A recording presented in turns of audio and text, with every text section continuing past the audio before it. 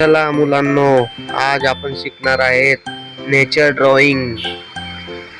तर पूर्ण व्हिडिओ पहा आणि हे चित्र कसं बनवायचं ते शिकून घ्या।